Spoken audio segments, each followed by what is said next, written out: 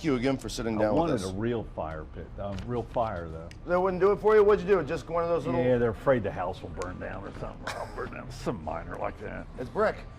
We can. All right. Thank you for sitting with us and talking about this. Obviously, there's a lot of pushback on 318. I was there yesterday, as you know, listening to your, why you signed it.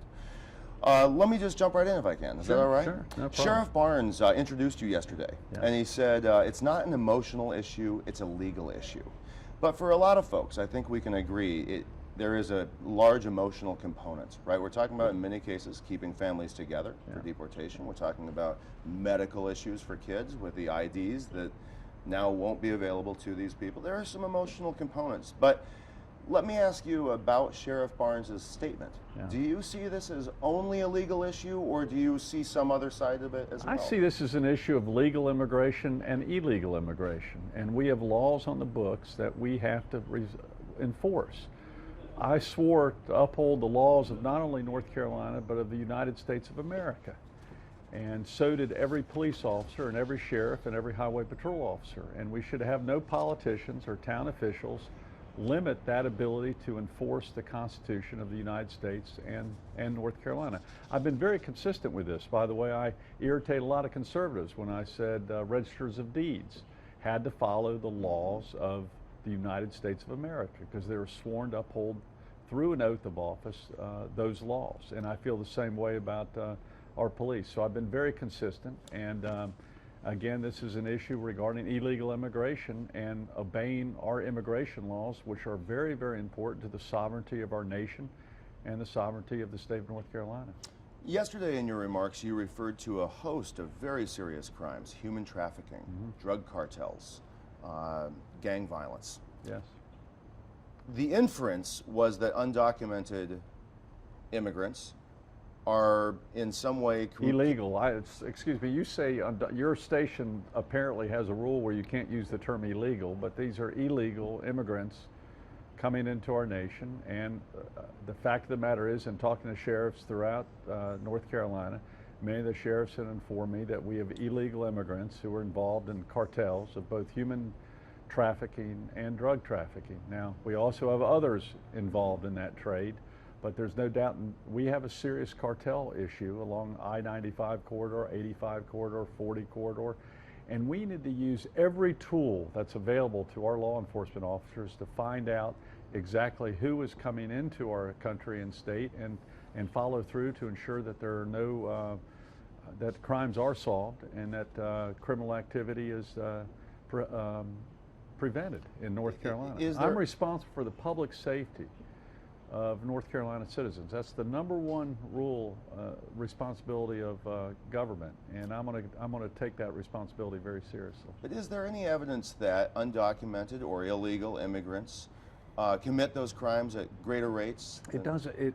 That's not a factor. The factor is we have to follow the rules of the United States of America, the immigration rules of the United States of America, and to prohibit a law enforcement officer from using all the tools that are available, including requiring the necessary documentation and following through if that documentation is in fact who they say they are, is part of good police work, which could, in the future, prevent gangs, prevent some violence that is a responsibility of the law enforcement officers and of this governor. And I take that responsibility very seriously. Sorry to interrupt. No problem. On the safety coin, advocates will say there's another side to it. Yesterday we heard some stories, two stories of two women who were raped. In both cases, in one case the victim, in the other case the victim's mother, wouldn't come forward to police because they were undocumented. And in this case, those rapists are still on the street, presumably. That makes an argument for this bill in some ways making us less safe. I clearly understand that argument, but I think the argument is much stronger and not be able to, my goal is to try to prevent a crime, not to react to crimes after they occur. Once you react to the crime, you've waited too long. My goal is to prevent those crimes from occurring, and that's exactly what my goal as governor do, is prevent the crime, not just to react to the crime. And that's what part of the reasons I proudly signed this bill. And I said this very clearly as a mayor also. And the sheriffs obviously agree with me on this issue. Later today, it shouldn't surprise you maybe, that there will be another protest. It'll be out here, rally, protest, whatever they would call it. And at this rally, there will likely be both advocates and the people they are advocating on behalf of. Oftentimes we'll find undocumented workers, undocumented illegal immigrants out there. Why not get the police force out and round them up and send them back to their countries of origin? Well, let me first say the great thing about our country is our laws also allow freedom of expression. And But if freedom you know of, where they're going to be, why not go get them? Are you going to let me Sorry. finish? Our country, the great thing about our Constitution and our laws, we allow freedom of speech, including right across the street from the governor's mansion. And we're going to allow those laws to be obeyed. But at the same time, if there is activity in which police work needs to be done, part of the police work might include asking for the legitimate documentation which our country requires according to current federal law.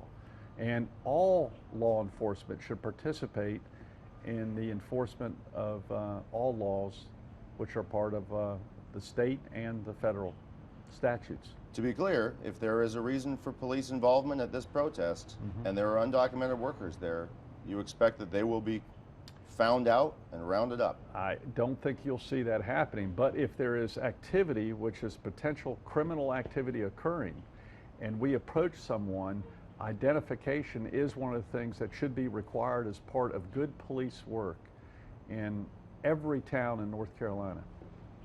One of the biggest problems the GOP in general has across America is actually, let me say, I haven't heard a lot of public protest from Democrats on from this Democrats. issue. This is a broader question. It goes to really a self-identified problem after Mitt Romney in 2012, and we all know this, reaching out to and embracing and getting into the Republican tent black and brown voters and constituents.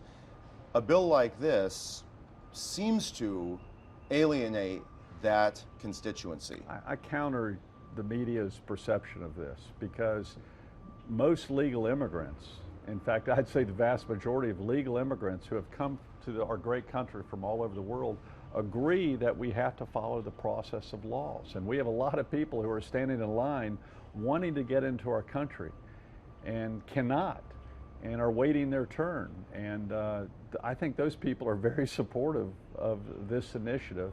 But at the same time, we need, and I wrote a report on this back in the early 2000s as a mayor, I think we need to expand legal immigration in our country from all over the world, not just from one country, but to continue the great melting pot and assimilation that we have in our country.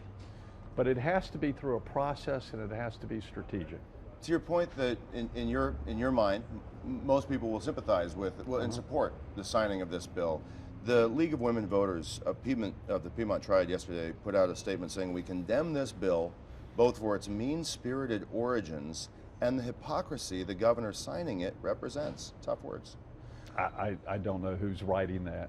The League of Women Voters of the Piedmont Triad. You can attack through adjectives, but let's state the facts. If any group does not want us to enforce the law and tie the hands of law enforcement officials, I'm not going to be supportive of their stance. I'm going to do my job as governor, and I want to support police officers and sheriffs and my highway patrol to make sure that they do not have their hands tied to find out and try to prevent crime in the future and to keep the public safe.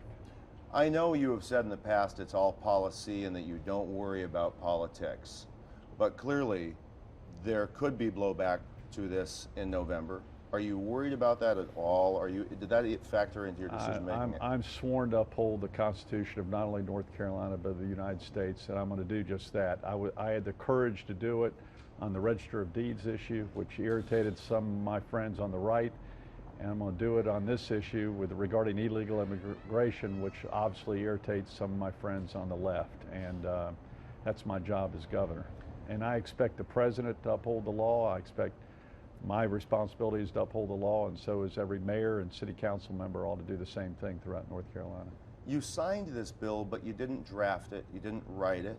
Is there any way this bill could be made better? For those who vow to keep on fighting, is there a reason to hope that maybe you'll step in and decide that this You'd bill have could to be give improved? me some examples on Oh, I'm this, just but wondering if you found any problems with this we bill. were actually very engaged while they were drafting this bill, the administration. So this bill did not just come to my plate. My staff was very engaged in the development of this bill, and with the understanding that we shouldn't tie the hands of our law enforcement officers throughout North Carolina. No single town or city should be able to create their own laws to overturn federal law.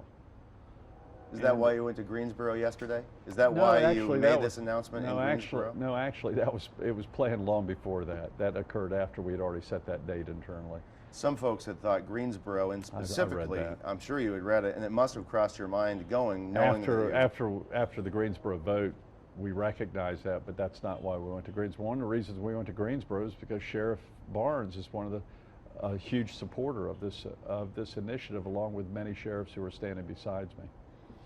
But again, I haven't heard of a lot of you. You mentioned several groups that have criticized this. I'm really not hearing from the top Democratic leaders in this state who are publicly defending this bill or criticizing this bill at this point in time. You might want to ask them.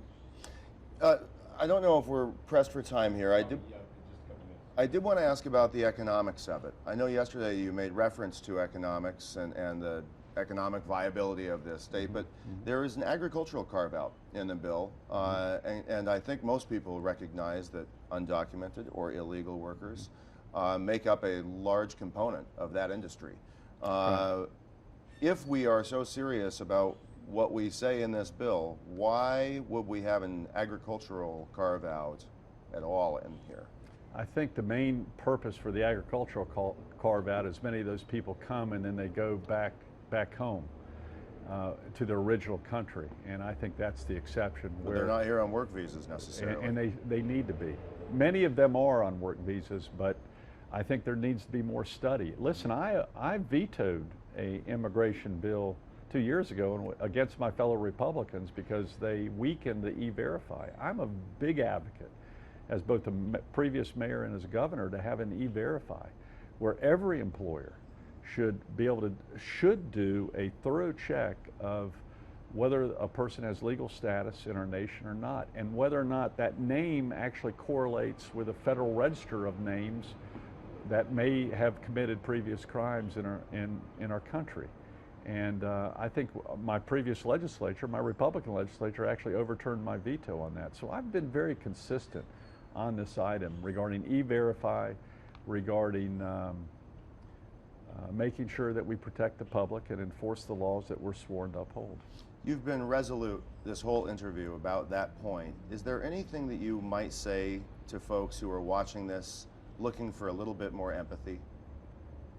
Of course I have empathy, but that empathy also has to be considered. The people who are bringing their kids to our country have to be thinking of these ramifications before they make that decision. They're the ones who made the decision and are sadly at times dealing with the ramifications. By the way, when I travel to other countries, it is my job when I travel to other countries to follow the rules and regulations of that country. And that's a requirement that all of us should have as adults. But I have absolutely empathy, especially for the children that were brought by parents who made that decision for their children, knowing that there are ramifications. And this is why our country at the federal level have to deal with this issue. And I want to broaden and speed up legal immigration, not just from the Latino countries, but from countries throughout the world, of many people who want to come to our country and have a better life. That's the strength of our country.